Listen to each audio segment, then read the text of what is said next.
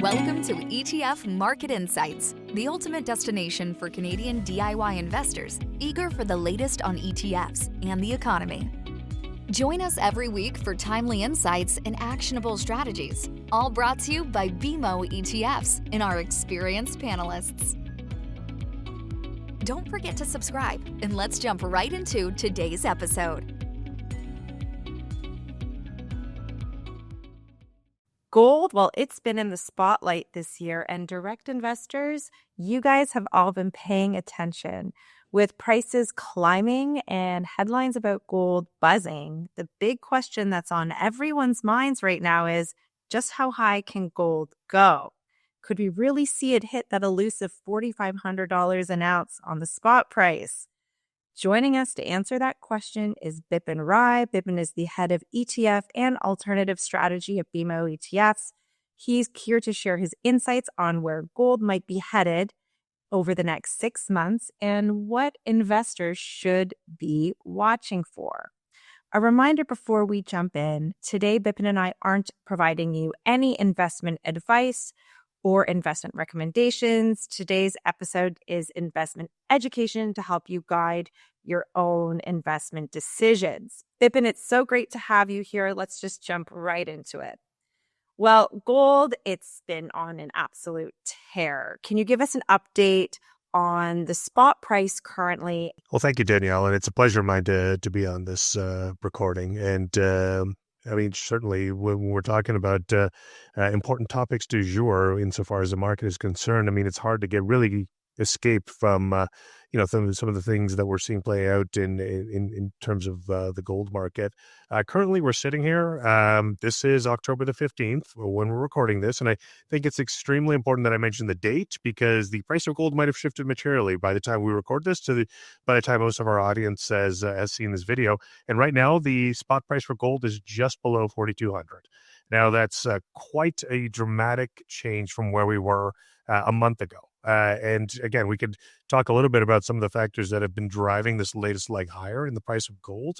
But what's driving the price in the here and now? I mean, look, the reasoning in terms of fundamentally why gold prices have been pushing higher, they're fairly consistent with what we've seen during prior upswings in the price of gold. Again, this feels like an extension of the debasement trade, whereby financial assets are rallying, whereas the nominal value of the US dollar is declining. Now, there's also the element of the fact that the Federal Reserve has begun or restarted its easing cycle as of the September FOMC meeting. And that could mean that at the margin, the opportunity cost of holding gold is now lower for a lot of the institutional players in this space. And also to a degree, there's a concern about the trajectory of long-term inflation, though we'd be remiss if we didn't mention that, if we look at inflation swaps, which are our key barometer in terms of what the market is pricing in terms of inflation expectations for the coming years, those are still somewhat well-behaved.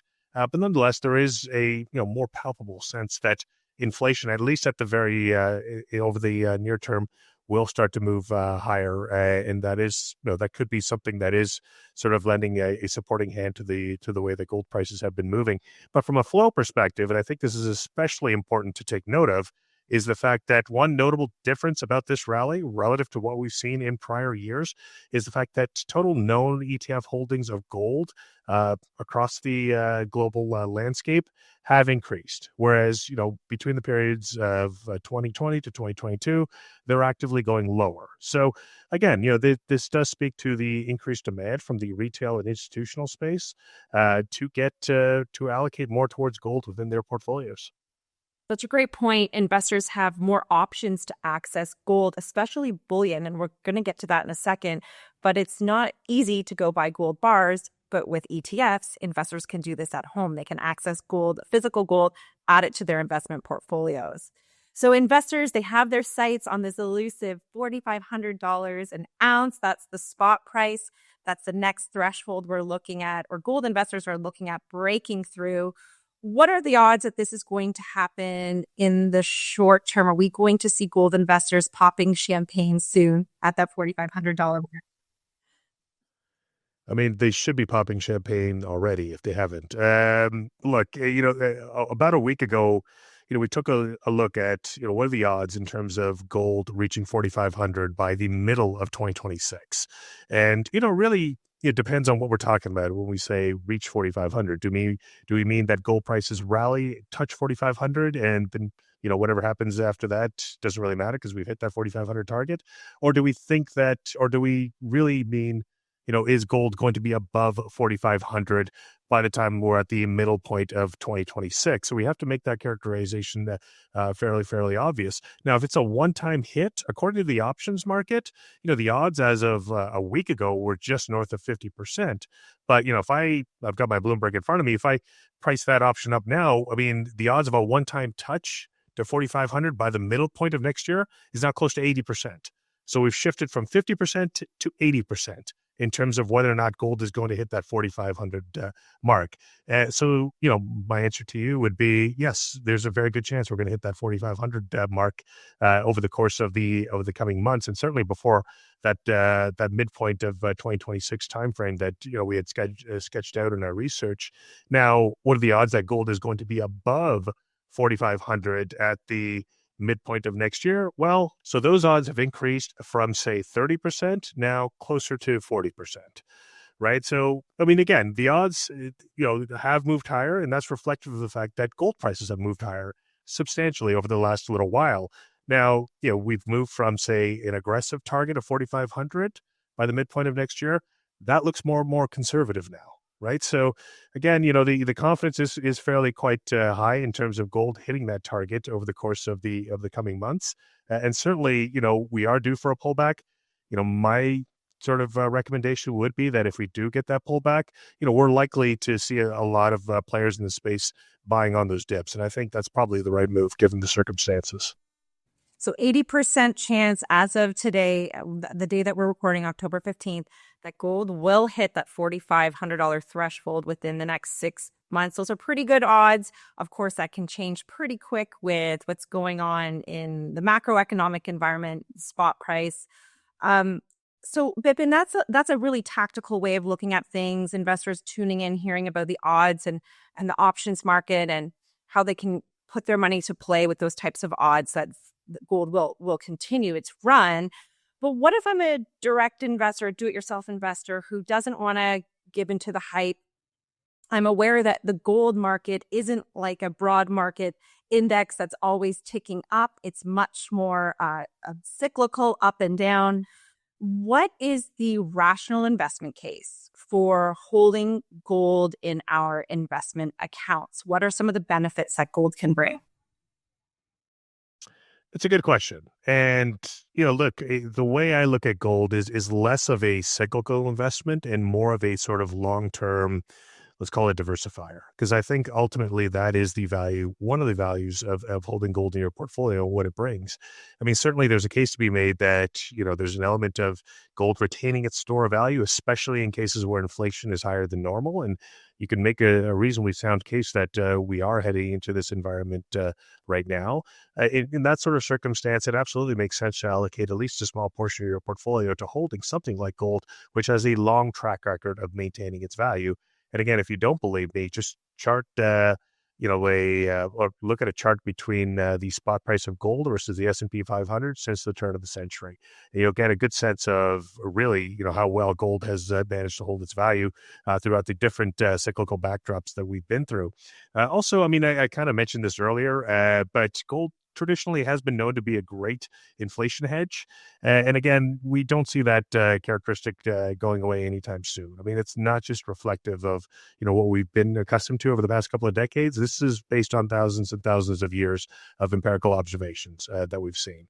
And also, I mentioned this earlier, in instances where we do see price pressures remaining a little bit higher than normal, the tendency then is for stocks and bonds to be more and more positively correlated. And, that's a problem because for a lot of people that rely on the income stream generated from holding fixed income in their portfolios, fixed income isn't that great of a diversifier in, environments where price pressures are a little bit firmer. Well, guess what? gold and other alternatives tends to do better in that environment. So, if we're talking about the battle between gold versus fixed income as a portfolio diversifier, it certainly looks like over the last little while that gold has done a better job. We think that could continue to be the case, and that's something that a lot of our viewers will need to be attuned to. So store of value, an inflation hedge, and then that low correlation to other markets, that diversification. This investment thesis for gold has maintained decades, or even you said thousands of years, people have been holding gold, or investors have been holding gold. So contrary to that, what is the new player to the scene is crypto. So let's talk a little bit about gold versus crypto, because I'm talking to a lot of investors who are using crypto instead of gold to access those similar benefits, that inflation hedge perhaps, or that diversification. So Bipan, your thoughts on gold versus crypto. Is crypto a good substitute for gold? I mean, it really depends on the end goal of the investor. But is it a good substitute in the traditional sense? I mean, look, we only have 10 to 15 years of track record when it comes to performance for some crypto assets, and I'm using Bitcoin as the proxy there. And that's not long enough, to be honest with you. We haven't really been through enough economic and market cycles in terms of understanding what tends to hold its value over a longer period of time. Certainly, I mean, if we look at price appreciation for crypto assets, including Bitcoin, I mean, it's been very, very impressive over the last little while. But keep in mind, gold's track record is longer. Gold is also far less volatile than crypto is. And, remember, I mean, crypto has benefited over the last little while precisely because of changes in U.S. regulation and greater degree of institutional acceptance. But, also at the same time, if we look at gold, remember that gold is not a liability of any particular entity, right? That means it's less likely to be at the mercy of changes in regulation or in terms of government manipulation. Right. And that's an important barometer to keep in mind. If you are worried about the debasement trade that certainly crypto has taken, or at least the upswing in crypto prices have taken advantage of, well, at the same time, gold has done the same thing. And, the downside risks are far more mitigated when it comes to gold relative to crypto for the reasons I just mentioned. And gold, less volatile than crypto, but actually it's quite a volatile asset class when you look at it relative to broad market equities or fixed income. So really great point to highlight there on the risk profiles of each are very different.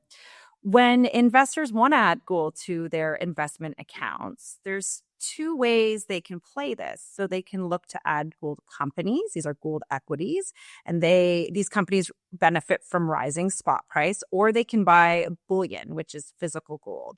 What are the important distinctions for an investor to make here? So, I mean, if we're talking about the argument between bullion and gold equities, where one should potentially look to invest in order to gain exposure to gold.